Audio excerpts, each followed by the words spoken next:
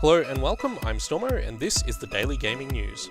A new Fear Effect game has been announced. The game is being developed by French studio Sushi. The developer worked with Square Enix's Collective platform, intended for developers to pitch ideas for older franchises that Square Enix is no longer actively working on. The game is a departure for the series, which started as a survival horror action hybrid on the original PlayStation. The new title was inspired by Shadowrun Returns, and uses the same strategic isometric view as that game. As such, the game allows players to control up to 5 characters at a time, and learning to use them together will be the key to victory in the game. The game is a sequel to the cancelled third Fear Effect game, and original Fear Effect producer John Platten is on board to help the team with writing. The developers want to avoid the overt sexualization that marred the second game in the series and develop a more meaningful relationship between protagonists Hana and Rain. A Kickstarter campaign for the game will begin soon. Fallout 4 wins Game of the Year at the BAFTA Games Awards. The 12th annual BAFTA Games Awards saw Bethesda's post-apocalyptic title beat out Metal Gear Solid 5, The Witcher 3, and Rocket League for the award. Rocket League, Her Story, and Everybody's Gone to the Rapture were the biggest winners on the night, with each picking up 3 awards. John Carmack received a BAFTA Fellowship for his outstanding and exceptional creative contributions to the industry.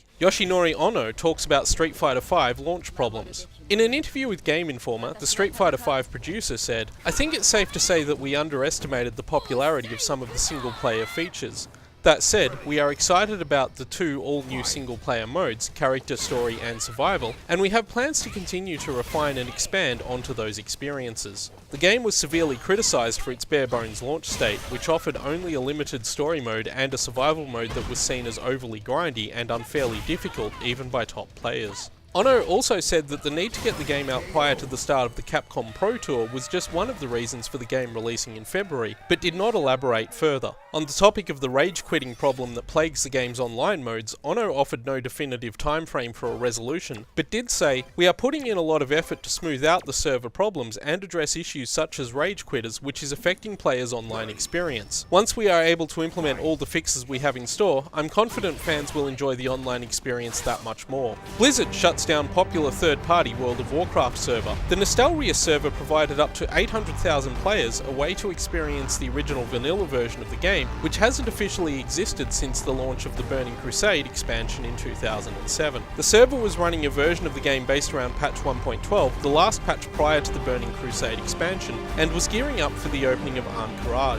The server has been running for a year before Blizzard sent a letter to its hosting provider threatening legal action if it continued to operate. The volunteers that worked to maintain Nostalrius have released the source code for their server, and have petitioned Blizzard to change its policy on third-party World of Warcraft servers that recreate older versions of the game that Blizzard itself no longer offers. That's all the gaming news for today. We'll leave you now with the trailer for End of the Mine, a new game from Skirmish Entertainment that's up on Kickstarter right now. A demo of the game is also available on Steam.